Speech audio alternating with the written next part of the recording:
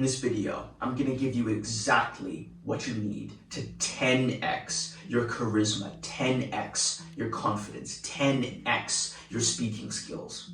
And it's not what you're expecting. It's not some technique. It's not some method that I'm gonna tell you. It's not even anything that you can listen to from a podcast. It's nothing you can watch from a video. It's nothing you can even read in a book. It's none of that. The only way, my friend, to 10x your speaking skills, your comfortability around people, around women that you're attracted to, all of that, the only way is to do it so often that your mind has no choice but to get better. And I know that you're not expecting that to be easy. It's not. And of course, you would rather have some secret technique to say to the next person you see and have them fall in love with you. Of course, it's a fairy tale we all want. But you and I both know that's complete dog dookie.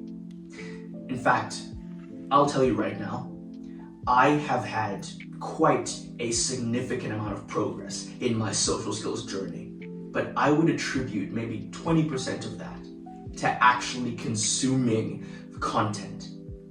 80% was me literally deciding at like 16, 17 to be more involved in the cross country I wanted to do, in the dojo at karate, in my film club experience, acting, all of these things, going to the gym. They are what made me more social, more charismatic. It was not watching YouTube videos on it. It was not even reading books on it. Dude, imagine there are two versions of you.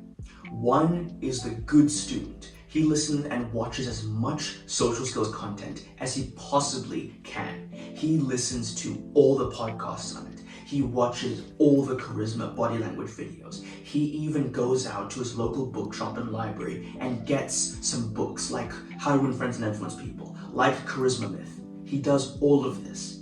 And then you have the other person. Now this version of you, he doesn't watch or read any social skills information. He just, every day, when he's out, he greets strangers that he sees on his commute to work. He compliments people's outfits when he sees them and he thinks they're cool. He joins the Muay Thai dojo that he actually thinks is kind of cool. He goes to the chess club and competes in a few chess tournaments and meets some guys there. He does all of this, and at the end of the year, let's say they both start in January, now it's December, who do you think has made much more progress? And I know you're thinking, Tondo, I can just do both, okay? I can listen to the content and I can watch the videos. I can watch the videos and also go out and speak to people. No, you can't. You can't. Because of something known as information overload. You know this, man. You know how when we are constantly bombarded with information, it makes it harder for us to actually take action because we don't know where to start. When you're in a conversation, you're going to be thinking about 50 different things from 50 different sources about how to actually interact like a human being, which is absolutely asinine. You're going to be thinking all about your body language. Should I sit like this, like this? You're going to be thinking about your hair, your mouth. Am I supposed to be smiling? Talk less. Don't talk less, otherwise you're going to be seen as lame or scared. Eye contact. Make incredible eye contact. No, don't. You're going to be creepy. All of these things are all labeled under social skills, and all of that information, in my opinion, is just complete dog water. It doesn't help you. It just makes you worse at interacting with people. You need to adopt the 80-20 rule. 20% of the input accounts for 80% of the result. And I can tell you for certain, watching YouTube videos is not the 20%. Speaking to one person new a month is not the 20%.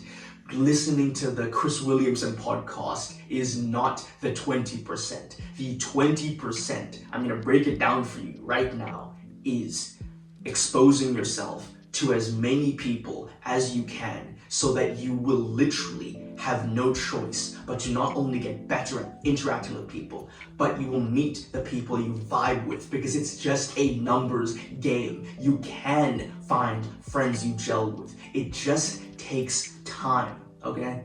In fact, shameless plug, in my guide down below, I walk you through the whole process about how to find the people that you actually vibe with instead of just people you tolerate, which is such a shame to have friends that we just tolerate. It's disgusting.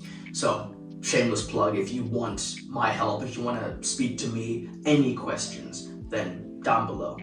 Full Shy Guy Society, as I say it. You see, I agree with Mark Manson when he says that people that are trying to find those that they actually vibe with make the mistake of just going to any location and assuming that that's where they're going to find their friend. And I do agree with that. When you are an introvert, it does benefit you to go to places where you know more introverted people would be. But at the same time, in the early stages, when you've got like basically 1 or 0 friends, I'd say it does benefit you to go to more places and just meet more people. Some call it exposure therapy. I think that's a pretty intense way of putting it. Like, it's not therapy. You're just interacting with your fellow human beings like you've done for thousands of years. So what I want you to do is today or tonight, whenever you're watching this, I want you to make a habit tracker, okay? And make it a goal to speak to 1 new person every single day. Alex Hormozi says that one of the things that can absolutely transform your life is sticking to anything for just 1 year. Unless it has to be daily, okay? And I'd say speaking to 1 new person a day over a year would absolutely accelerate your growth. So write it down, put it on your bed. I have mine like on my bed frame so that when I go to sleep, I can just tick it and go to sleep. So that you're gonna speak to 1 new person a day. It can be anywhere, at school, at work, at the gym, on the street, on transportation, literally anywhere. So, I hope you found this helpful. Remember, take action, learn from failure. See ya.